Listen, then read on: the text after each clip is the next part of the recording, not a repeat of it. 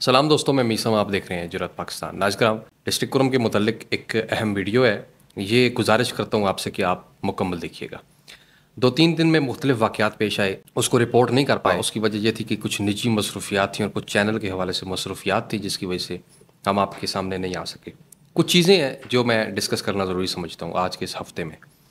नाज़रीन, एक तो अफसोसनाक वाक़या पेश आया था, जिसे बाद में ज़ाती दुश्मनी के हवाले से कहा गया, क्योंकि बंदे ने ये ख़ुद भी एक्सेप्ट कर लिया था कि ये ज़ाती दुश्मनी है और ख़ुद उसने कबूल किया।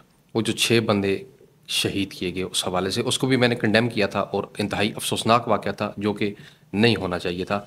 उसकी एफ़आईआर भी मेरे पास थी और मैंने उस एफ़आईआर को भी थॉरली स्टडी किया और पढ़ा, जो कि मेरे सामने मौजूद है। इसमें इस एफ़आईआर में पुलिस ने लिखा हुआ था कि किसी नामालूम मुल्ज़िमान ने अहले सुन्नत की गाड़ी पर हमला किया और ये फ़िरका वाराना फसादात बर्पा करने के लिए और ज़िला कुरम के अमन व अमान ख़राब करने की नीयत से असले के ज़रिए फायरिंग करके इसको कत्ल किया गया। ये वो एफ़आईआर है जो उस वाक़े के मुतल्लिक हुई। ये समीर का थाना था जिसमें ये एफ़आईआर हुई थी, महूरा के मकाम पे। इसके अलावा इसके बाद 1 से 2 दिन बाद थाना अलीज़ई में एक एफ़आईआर कटी, जो कि मैंगक का रिहायशी था एक आदमी, जिसके हवाले से जाहिद हुसैन और उसकी बेटियाँ 2 वो गाड़ी में जा रही थी पाराचनार सामान लेने के लिए।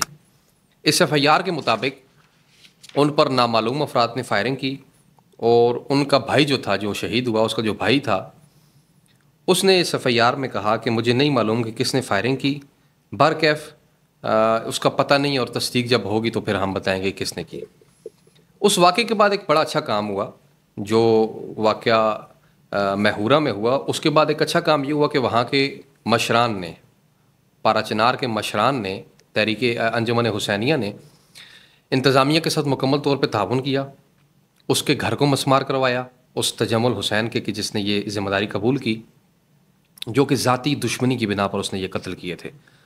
और उस एक बंदे के साथ उसकी ज़ाती दुश्मनी थी, लेकिन बाकियों का वो कहता है कि मैंने तब मारा क्योंकि वो भी असलहा लेके मुझे मारने लगे थे, तो उसकी वजह से मैंने मारा। बहरकैफ सदाकत तो अब अल्लाह ही बेहतर जाने क्या थी, और इंतज़ामिया उस पर तफ्तीश कर रही है पुलिस और उम्मीद करते हैं कि अच्छी तफ्तीश करेगी। अंजुमन हुसैनिया ने पुलिस के साथ ताउन किया और उसका घर भी मसमार करवाया और 25 से 30 लोग उस ऑपरेशन के अंदर, जो सर्च ऑपरेशन हुआ उस इलाके का, उसमें गिरफ़्तार भी किए गए पुलिस की जानिब से। बड़ा अच्छा काम किया, ऐसा ही होना चाहिए था। जो भी उसमें मुलव्वस लोग हैं उनको जल्द अज जल्द गिरफ़्तार भी करना चाहिए और इन लोगों को जो मारे गए, शहीद किए गए, इनके मुजरिमीन को जल्द अज जल्द पकड़ना भी चाहिए। इसके 2 दिन बाद एक और वाक़या जिसका मैंने अभी जिक्र किया वो हुआ। नाज़रीन, उसमें 2 ख़वातीन थी। मैं बिलख़ुसूस यहाँ पे 2 लड़कियों की, जिनकी एक बच्ची की उम्र 16 से 17 और दूसरी की 15 से 16 साल उम्र थी, उनके मुतल्लिक़ गुफ्तगू करूँगा। ज़ाहिर है ये ज़ाती दुश्मनी का इसके ऊपर लेबल तो चढ़ाया जा रहा है और तरह तरह की बातें की जा रही हैं लोगों की जानिब से, लेकिन ये अगर ज़ाती दुश्मनी होती या मजहबी दुश्मनी है, मजहबी मुनाफरत की वजह से, फ़िरका वाराना फसादात की वजह से ये कत्ल किए गए, ये शहादतें हुई इस बंदे की और इसकी बच्चियों को गोलियां लगीं, क्या पठानों के ये असूल और रवाज मौजूद है कि वो ख़वातीन पर हाथ उठाएं और गोली मारें? नहीं, पठानों का ये रवाज नहीं है कि वो ख़वातीन पर गोली मारें। पहले किसी ने मारी वो भी गलत किया, अभी किसी ने किया तो वो भी गलत किया। इंतहाई बदबख्त आदमी थे वो और जलील तरीन लोग थे वो कि जिन्होंने ये हरकत की कि ख़वातीन को भी न बख्शा, ख़वातीन के ऊपर भी जुल्म किया गया। नाज़रीन, ये किसी मुआशरे में, किसी इंसानी मुआशरे में ये मिसाल हमें नहीं मिलती और ये दुश्मनी का ये मयार नहीं है कि आप खातून से बदला लें। अगर तुमने बदला लेना ही है तो तुम मर्दों से लो ना, पहले तो लो ही ना बदला लेना। कि कानून बना हुआ है, हुकूमत मौजूद है, अदालतें मौजूद हैं, लेकिन अगर बदला लेना ही था तो तुमने ख़वातीन पर जुल्म किया। तुमने ये फ़िरौनियत, ये यजीदियत, ये जुल्म ख़वातीन पर क्यों किया? और तुमने देखा भी नहीं कि छोटी छोटी बच्चियाँ थीं उस गाड़ी में और उन बच्चियों के सामने उनके वालिद को बेदर्दी के साथ शहीद किया गया। इस वाक़े को जितना हो सके कंडेम करते हैं, लेकिन यहाँ पे पुलिस से भी, इंतज़ामिया से भी चंद सवालात हैं कि जब महूरा में वाक़या हुआ तो जनाब DPO साहब, आपकी पूरी टीम आई, एजेंसीज के लोग भी थे, तमाम लोग थे, FC के भी, फ़ौज के भी। उन्होंने घर को मसमार किया, उन्होंने सर्च ऑपरेशन शुरू किया। तो क्या ऐसा रिएक्शन पुलिस की जानिब से इस वाक़े में भी हुआ? नहीं हुआ। अभी तक हमने तो नहीं देखा कि हुआ, किसी की गिरफ़्तारी हुई, किसी का घर मसमार हुआ, कोई ऑपरेशन शुरू हुआ, हमने नहीं देखा। انتظامیہ کا کام بنتا ہے کہ وہ جلد از جلد اس حوالے سے ایکشن لے اور اس معاملے کی نوعیت کو سمجھے اور فوراً ان جو مجرمین ہیں، جو قاتلین ہیں، ان کو گرفتار کرے۔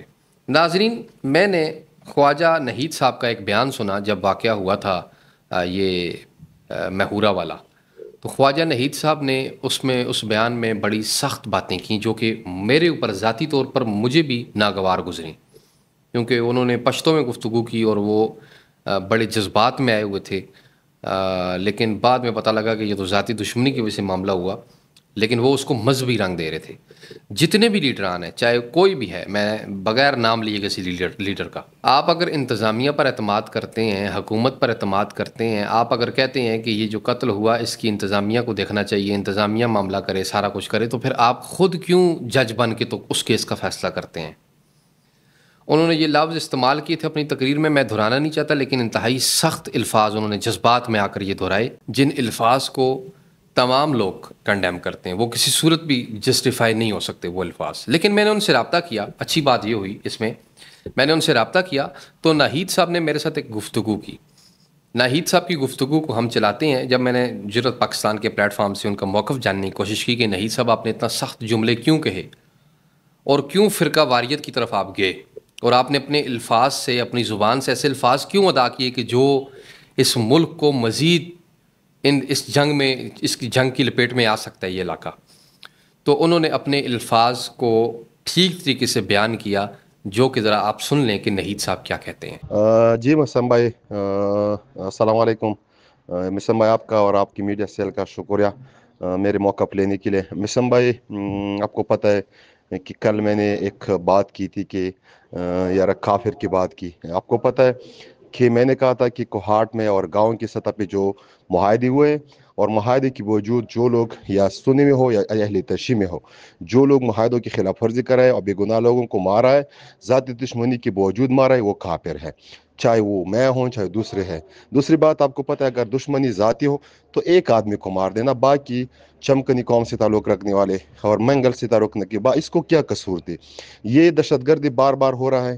ہم چاہتے ہیں کہ قرم میں امن ہو، امن اس طرح نہیں آتے۔ اہل سنت والجماعت مظلوم قوم ہمیشہ کی طرح وہ کہہ رہے ہیں کہ ہم امن چاہتے ہیں، لیکن بار بار خلاف ورزی ادھر سے ہوتے، پرچنار سے ہوتا ہے۔ میں نے یہی کہا تھا کہ جو بے گناہ مسلمان کو قتل کرتا ہے، چاہے وہ اہل سنت میں ہو چاہے وہ اہل تشیع میں، وہ کافر ہوتا ہے، وہ کافر ہے۔ ناظرین، افسوسناک واقعہ تھا یہ، مینگک کے علاقے کے جو لوگ تھے ان پر ہوا، مخزئی کے مقام پہ، جو کہ جتنا بھی کنڈیم کیا جائے کام ہے۔ خواجہ نحید صاحب کی آپ نے گفتگو سن لی کہ وہ کہہ رہے ہیں کہ میں ہر اس بندے کو کافر سمجھتا ہوں کہ جو چاہے وہ شیعہ یا سنی ہے، لیکن بے گناہ کو قتل کرے گا، چاہے اس کا کسی مسلک سے بھی تعلق ہے، میں اس کو کافر سمجھتا ہوں۔ یہ نحید صاحب نے کہا کہ میں نے ایک فرقے کو صرف وہ نہیں کیا، کرٹیسائز نہیں کیا، بلکہ جو لوگ بھی چاہے ذاتی دشمنی کی بنیاد پر بھی کسی کو قتل کرتے ہیں، چاہے مذہب کے نام پہ کسی کو بے گناہ قتل کرتے ہیں، تو وہ نحید صاحب کے مطابق جس مسلک سے بھی تعلق رکھتے ہیں وہ کافر ہیں۔ بڑی اچھی بات ہے،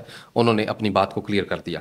ناظرین کرام، اس کے علاوہ 12 ربیع الاول کا جو جلوس کل ہوا، انتہائی افسوس کا مقام ہے، صدا کے مقام پہ میرے پاس وہ ویڈیو آئیں کہ جس میں تکفیر کی گئی ایک مسلک کے خلاف اور باقاعدہ طور پہ کافر کافر کے نعرے لگائے گئے۔ او بھائی، ہم کون ہوتے ہیں؟ ٹھیکہ ہم نے کب اسلام کا اٹھا لیا ہے؟ یہ اللہ والے کام ہم نے کب سے شروع کر دیے ہیں؟ یہ کام تو خدا کے ہیں کہ کسی کو کافر، خدا نے بتانا ہے کہ یہ کافر ہے اور یہ مسلمان ہے۔ اتنی جذباتیت، اتنی مذہبی منافرت کہ ہم اپنے آپ میں ایک دوسرے کو کافر کہنے لگے ہیں۔ خدا را، آلریڈی حالات خراب ہیں، آلریڈی وہاں پہ قتل و غارت جاری ہے، آلریڈی یہاں پہ اس طرح کی ڈیلی واقعات آ رہے ہیں، تو اس میں بھی جذباتیت۔ بڑا اچھا کیا توفیل شاہین صاحب نے ایک بیان دیا اور کہا کہ ان لوگوں پہ ایف آئی آر کٹنی چاہیے جن لوگوں نے یہ کام کیا، اور غلطی ہوتی ہے۔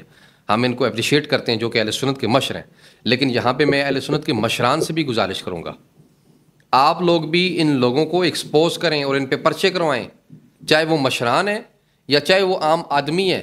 عام آدمی تو خود نہیں کرتا، ظاہر لیڈر ہی کوئی نہ کوئی ہوگا نا جس نے یہ نعرے مروائے ہوں گے، تو اس کے خلاف بالخصوص پرچہ کٹنا چاہیے اور اس کو اندر کرنا چاہیے تاکہ وہ دوبارہ یہ حرکت نہ کر سکے۔